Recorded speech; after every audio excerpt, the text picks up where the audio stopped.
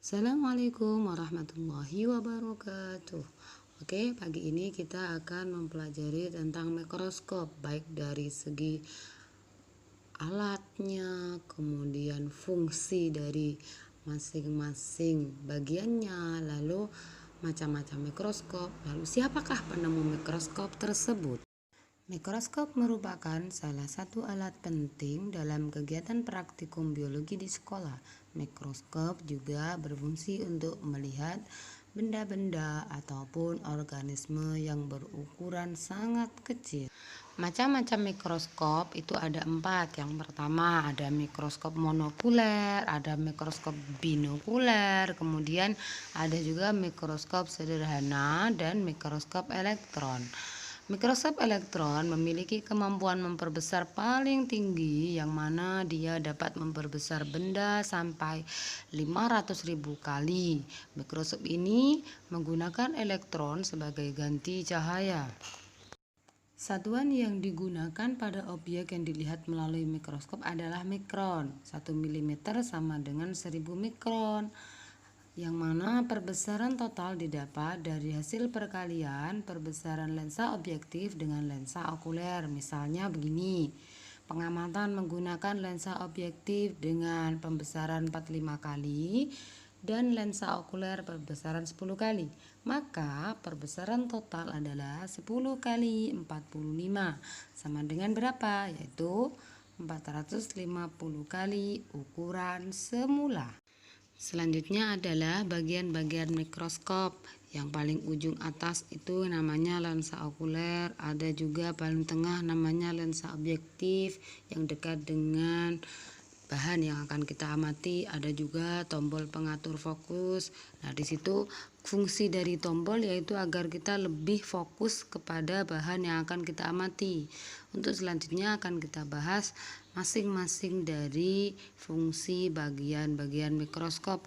Bagian mikroskop itu terdiri atas 2 bagian, yaitu bagian optik dan bagian mekanik. Bagian optik mikroskop yang pertama ada lensa okuler dan yang kedua lensa objektif. Lensa okuler terletak dekat dengan mata pengamat dan berfungsi sebagai kaca pembesar yang membentuk bayangan maya, tegak, dan diperbesar dari bayangan yang dibentuk lensa objektif. Lalu, lensa objektif terletak dekat dengan objek pengamat dan berfungsi untuk membentuk bayangan yang bersifat nyata, terbalik, dan diperbesar. Yang ketiga yaitu diafragma. Diafragma merupakan bagian mikroskop yang mengatur banyak ataupun sedikit sinar yang dipantulkan cermin menuju mata pengamat. Yang keempat adalah reflektor, terdiri atas cermin datar dan cermin cekung yang berfungsi memantulkan cahaya ke dalam lubang diafragma dan meja objektif. Cermin datar digunakan jika cahaya cukup terang, sedangkan cermin cekung digunakan jika cahaya kurang terang. Bagian mekanik mikroskop yaitu mikrometer atau nama lainnya pemutar halus, yang mana fungsinya dia digunakan untuk menuai atau menurunkan tubus secara lambat. Lalu selanjutnya ada tubus. Tubus itu nama lain tabung mikroskop, digunakan untuk mengatur fokus yang menghubungkan lensa okuler dan lensa objektif. Lalu ada juga makrometer, yang mana dia digunakan untuk menaik atau dan menurunkan tubus secara cepat. Lengan mikroskop merupakan pegangan untuk membawa mikroskop. Dan nomor 5, revolver, yang berfungsi sebagai tempat meletakkan lensa objektif. Bagian-bagian dari mikroskop selanjutnya ada juga meja objektif. Dia sebagai tempat meletakkan preparat. Benda yang akan kita amati itu diletakkan di meja objektif tersebut. Lalu ada juga penjepit objek, yang mana fungsinya untuk menjepit gelas preparat agar tidak mudah tergeser. Selanjutnya ada juga kondensor. Kondensor ini berfungsi untuk mengumpulkan cahaya yang digunakan menerangi preparat.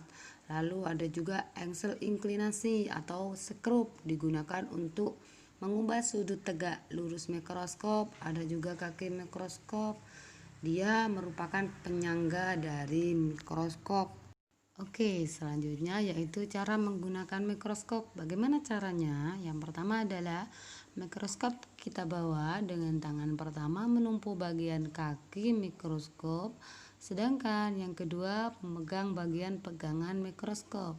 Dalam keadaan tersimpan, posisi lensa objektif dengan pembesaran lemah dan mikroskop berdiri tegak. Saat melihat objek benda pertama kali dengan pembesaran lemah. Jika bayangan tidak jelas, jangan menggunakan pembesaran kuat. Gunakan pembesaran secara bertahap. Saat mengganti lensa objektif harus melihat, jangan sampai terjadi benturan antara lensa objektif dengan spesimen. Jangan menggunakan cermin ke arah matahari secara langsung sehingga mengganggu penglihatan. Sebelum digunakan untuk melihat objek, sebaiknya lensa dibersihkan dengan kertas lensa. Penemu mikroskop yaitu bernama Robert Hooke. Kamu bisa lihat tuh fotonya tuh, foto ilmuwan. Robert Hooke lahir pada 1635 dan meninggal pada tahun 1703. Dia dari kebangsaan Inggris. Dia adalah orang pertama yang meneliti sel. Sel dipelajari dalam bidang biologi. Nama lainnya adalah atau disebut dengan sitologi. Selanjutnya adalah bagaimana cara membuat preparat. Yang pertama, membuat preparat tanpa penyayatan. Contohnya bagaimana? Yaitu pada waktu pengamatan mikroorganisme yang ada dalam air. Caranya adalah air yang akan kita amati diambil dengan pipet tetes dan ditempatkan pada kaca objektif, lalu tutup dengan kaca penutup, amati dengan mikroskop. Yang kedua, membuat preparat dengan penyayatan. Contohnya yang membuat dengan penyayatan yaitu ada organ tubuh organisme, misalnya penampang daun, batang, akar, ataupun otot. Caranya bagaimana? Yaitu menyayat organ setipis mungkin untuk membuat sayatan yang baik dan tipis dengan alat yang disebut mikrotom. Tetapi bila tidak mempunyai mikrotom, dapat dengan menggunakan silet yang tajam. Berikut ini adalah contoh mikroorganisme yang dilihat melalui mikroskop. Dari gambar tersebut adalah pengamatan dari bakteri. Kita bisa lihat bagian dari masing-masing yang berada dalam bakteri itu apa saja. Selanjutnya ada juga prostita atau paramecium, ada food vacuola, makromolekul, kemudian ada juga hasil dari selanjutnya yaitu amoeba. Setelah kalian mengamati pembelajaran dari mikroskop ini, selanjutnya yaitu kalian kerjakan uji kompetensi bagian A dan B. Oke anak-anak, selamat mengerjakan. Sampai bertemu lagi di pembelajaran tatap muka minggu depan. Wassalamualaikum warahmatullahi wabarakatuh.